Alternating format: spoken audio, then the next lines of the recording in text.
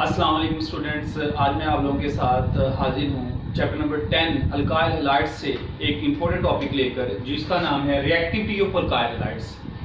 Reactivity alkyl halides की याद रखिएगा दो चीजों पे डिपेंड करती है। Number 1 bond energy and number 2 bond polarity. Bond energy and bond polarity. यहां मैं एक बात आपको बताता चलूं कि बॉन्ड एनर्जी का रिएक्टिविटी के साथ इनवर्स रिलेशन है, जबकि बॉन्ड पोलैरिटी का रिएक्टिविटी के साथ डायरेक्ट रिलेशन है। बॉन्ड एनर्जी का रिएक्टिविटी के साथ इनवर्स, इट मींस जिस बॉन्ड की एनर्जी ज्यादा होगी उसकी रिएक्टिविटी कम होगी। तो मैं अगर यहां पे बात करूं alkyl fluoride, alkyl chloride, alkyl bromide और अल्काइल आयोडाइड। जैसा कि आपको पता है अल्काइल फ्लोराइड फ्लोरीन का साइज बहुत स्मॉल होता है, इसकी बॉन्ड एनर्जी क्या हो जाएगी, बहुत ज्यादा, तो डेफिनेटली इसकी रिएक्टिविटी सबसे कम होगी। तो इसके लिहाज से हमारा ये रिएक्टिविटी ऑर्डर बनता है और alkyl iodide will be the most reactive while alkyl fluoride will be the least reactive according to the bond energy. जबकि बॉन्ड पोलैरिटी के लिहाज से देखूं तो alkyl fluoride, alkyl chloride, alkyl bromide और अल्काइल आयोडाइड, तो आपको पता है कि alkyl fluoride they are most reactive due to the most polar. याद रखिएगा वजह क्या है कि इलेक्ट्रोनेगेटिव डिफरेंस, चूंकि इलेक्ट्रोनेगेटिविटी डिफरेंस हमारे पास सबसे ज्यादा किसका नजर आ रहा है हमें, अल्काइल फ्लोराइड का, तो इसको सबसे ज्यादा रिएक्टिव होना चाहिए और अल्काइल आयोडाइड को सबसे कम। But experiments have shown that bond energy is the major factor, ये मेजर फैक्टर है। तो आप लोगों ने ये वाला ऑर्डर कंसीडर करना है कि मोस्ट रिएक्टिव अल्काइल आयोडाइड होंगे और लीस्ट रिएक्टिव फिर हमारे पास कौन से होंगे, अल्काइल फ्लोराइड के। तो अगर आपको ये क्वेश्चन भी आ जाए कि why alkyl iodides are the most reactive among all the alkyl halides, तो आप लोगों ने ये बात अपने ज़हन में रखनी है कि due to its bond energy, याद रखिए जिसकी लेसर बॉन्ड एनर्जी होगी उसकी रिएक्टिविटी ज्यादा होगी। तो अल्काइल आयोडाइड की चूंकि कम बॉन्ड एनर्जी होती है इसलिए इसकी रिएक्टिविटी सबसे ज्यादा होती है। तो ये हमारे पास क्या होगा, रिएक्टिविटी ऑफ अल्काइल हैलाइड्स। उसके बाद हम बात करते हैं जी कुछ इंपोर्टेंट टर्मिनोलॉजीज की, जिनमें आ जाता है electrophile, nucleophile, substrate, leaving group. तो ये मैं जनरल सा आपके सामने एक बात लिखता हूँ। फॉर एग्जांपल मेरे पास OH नेगेटिव है और ये आप कह रहे हैं कार्बन एटम और उसके साथ ये हैलोजन अटैच है और हमें पता है ये पार्शियल पॉजिटिव है, ये पार्शियल नेगेटिव है, इसने इस कार्बन पे अटैक करना है और OH डेफिनेटली इसके साथ आकर अटैच हो जाएगा और हैलोजन यहाँ से लीव करके चला जाएगा। तो आपने याद रखना है ये जो चीज अटैक कर रही है this is known as nucleophile, और ये सारे का सारा हमारे पास अल्काइल हैलाइड जिसको हम कहते हैं, this is the substrate molecule, जबकि ये हमारी आप कह रहे हैं प्रोडक्ट बन जाएगी। और ये चूंकि हैलोजन एटम है, ये याद रखिएगा ये यहां से लीव करके आया, इसलिए इसको हमने नाम दे दिया लीविंग ग्रुप का। आपने याद रखना leaving group is also a nucleophile. Leaving group भी हमारे पास दरअसल क्या होता है, एक न्यूक्लियोफाइल ही होता है। उसके बाद हम यहाँ पे डिफरेंस देखते हैं, what is the difference between electrophile and nucleophile. देखिएगा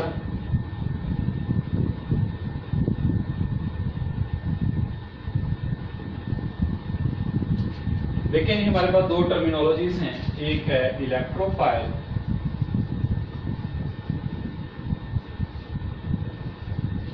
और एक टर्म है न्यूक्लियोफाइल।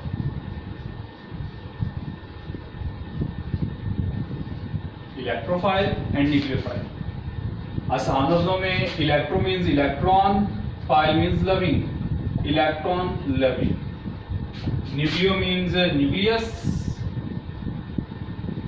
और phile means loving, nucleus loving. अब यहाँ अगर आप बात करते हैं तो इलेक्ट्रोफाइल के बारे में आपने याद रखना, this is the electron deficient species. ये हमारे पास इलेक्ट्रॉन डेफिशिएंट स्पीशी होती है। जबकि न्यूक्लियोफाइल की हम बात करते हैं, this is the electron enriched species. ये एक इलेक्ट्रॉन एनरिच्ड स्पीशी होती है, इसके पास इलेक्ट्रॉन एक्सेस में होते हैं। इलेक्ट्रोफाइल जो होता है, जिसको हम अमूमन ई या ई पॉजिटिव से इंडिकेट करते हैं, ये या तो पॉजिटिवली चार्ज होता है या फिर ये न्यूट्रल होता है। जबकि न्यूक्लियोफाइल जिसको हम NU नेगेटिव या बेस B से इंडिकेट करते हैं, ये या तो आप कह लें कि नेगेटिव होता है या फिर न्यूट्रल होता है। N से न्यूक्लियोफाइल, N से नेगेटिव। उसके बाद आपने याद रखना है कि इलेक्ट्रोफाइल, याद रखिएगा चूंकि ये इलेक्ट्रॉन गेनिंग टेंडेंसी रखता है, इसलिए according to the Lewis concept it is a Lewis acid. जबकि ये हमारे पास लीविस बेस होती है। ठीक है, क्योंकि आपको पता है कि लीविस बेस जो होती है वो इलेक्ट्रॉन पेयर डोनेट करने की एबिलिटी रखती है। उसके बाद हम बात करते हैं एग्जांपल्स की।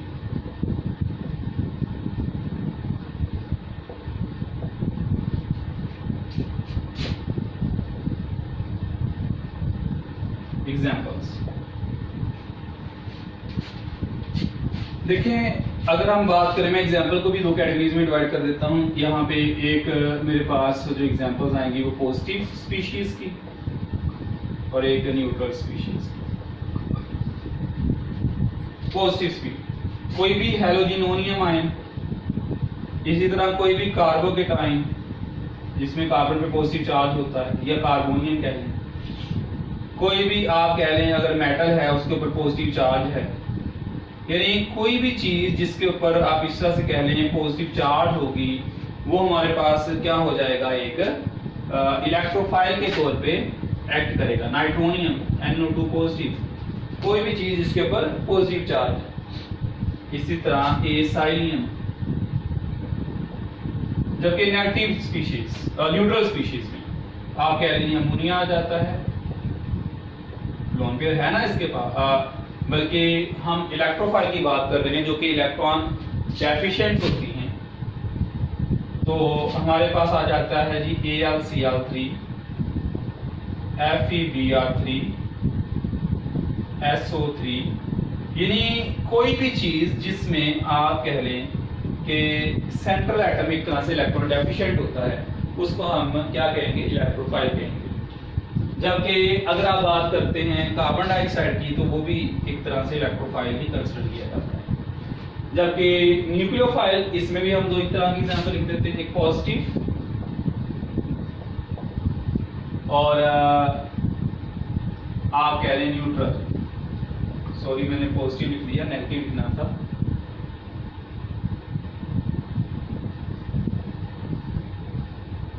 अच्छा जी, नेगेटिव वाले एग्जांपल्स देखें। अगर हैलोजन पे आपको पता है नेगेटिव भी चार्ज हो सकता है, halide.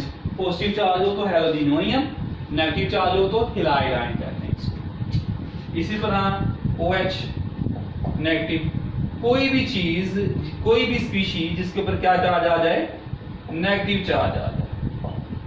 NH2 negative, OR negative, यानी कोई भी आप यहाँ पे स्पीशी मेंशन कर सकते हैं। और इसी तरह अगर आप न्यूट्रल की बात करते हैं तो अमोनिया जिसके पास लोन पेयर है, वाटर जिसके पास लोन पेयर है, यानी कोई भी चीज जो अपना लोन पेयर डोनेट करने की एबिलिटी रखती है, वो डेफिनेटली इसमें आ जाती है। आप कह लें इसी तरह से alcohols,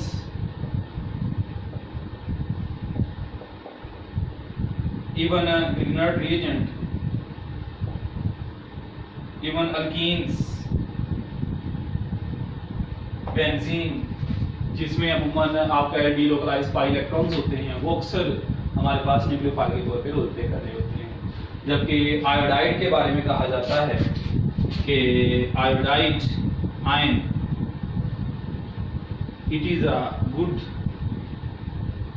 nucleophile as well as good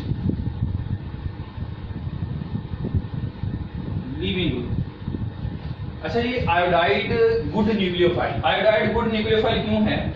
iodide दरअसल गुड न्यूक्लियोफाइल इसलिए, न्यूक्लियोफाइल डेफिनेटली आपके न्यूक्लियस लविंग होता है, तो उसको पॉजिटिव चार्ज उसने आप कह रहे हैं एक तरह से उसके ऊपर अटैक करना होता है बाय नीडिंग इट्स इलेक्ट्रॉन्स।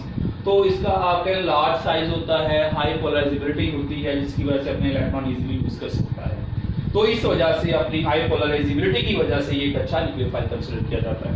जबकि गुड लिविंग ग्रुप की बात करें, इस क्योंकि अपने लार्जर साइज की वजह से इसकी बॉन्ड डिसोसिएशन एनर्जी कम होती है, इजीली बॉन्ड ब्रेक हो जाता है इसका, आप कह लें कार्बन के साथ carbon hydrogen bond easily break हो जाता है, इसलिए क्या होता है, अच्छा लिविंग ग्रुप भी होता है।